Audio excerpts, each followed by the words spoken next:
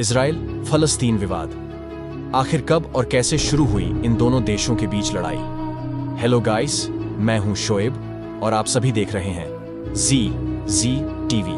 Israel और फलस्तीन के बीच विवाद फिर से गहरा चुका है।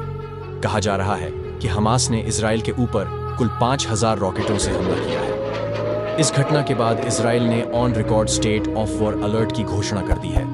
इस हमले में इजराइल के कई नागरिकों की मौत हो चुकी है और कई घायल हैं। गौर करने वाली बात यह है कि हमास के इस आतंकी हमले के पीछे जियोपॉलिटिकल एंगल भी छिपा है। हाल ही में अमेरिका और सऊदी अरब के बीच होने वाली डिफेंस पैक्ट को लेकर एक रिपोर्ट सामने आई थी, जिसमें सऊदी अरब अमेरिका के साथ एक डील को लेकर योजना बना रहा है। इस डिफेंस पैक्ट में इस बात का जिक्र है कि अमेरिका सऊदी अरब की सुरक्षा की गारंटी लेगा।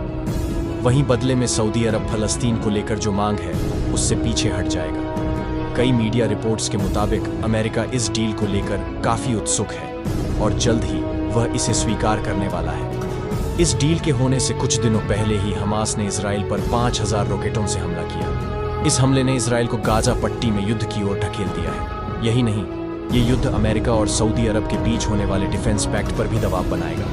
वैश्विक राजनीति में इस हमले के कई मायने सामने निकल कर आ रहे हैं। खैर, जो भी हो, इजराइल और फलस्तीन दो ऐसे देश हैं जिनका विवाद काफी लंबे समय से चला आ रहा है। दोनों देशों के बीच शांति स्थापित करने और मतभेद को खत्म करने के लिए कई बार समझौते हुए पर निष्कर्ष कुछ खास नहीं निकला। आज हम आपको इस लेख के माध्यम से उन सभी वजहों के बारे में बताएंगे जिनके कारण इन दोनों देशों के बीच का विवाद दिन प्रतिदिन बढ़ता चला गया। इजराइल और फलस्तीन के बीच के मतभेद की शुरुआत ऑटोमन साम्राज्य के खत्म होने के साथ होती है। इस दौरान पूरे यूरोप में राष्ट्रवाद का व्यापक प्रभाव देखा जा रहा था। कई देश टुकड़ों टुकड़ों में बंटे थे। राष्ट्रवाद की लहर इन्हें एक कर रही थी। इटली और जर्मनी जैसे देश राष्ट्रवाद के नाम पर एक हो रहे थे। इसका प्रभाव यहूदियों के बीच भी देखने को मिला। राष्ट्रवाद की भावना यहूदी लोगों के बीच भी जगी।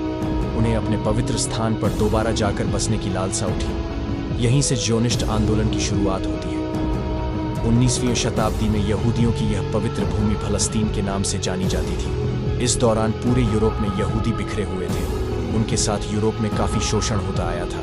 ज़ियोनिस्ट आंदोलन के दौरान शुरुआत में छोटे स्तर पर यहूदियों का पलायन फलस्तीन की ओर हुआ। इसके बाद आता है प्रथम विश्व युद्ध का दौरा। 1917 में बेलफोर डिक्लेरेशन आया। कई लोगों का मानना है कि बेलफोर डिक्लेरेशन ही वह प्रमुख वजह थी जिसने इजराइल फलस्तीन मतभेद को जन्म दिया। नेक्स्ट वीडियो में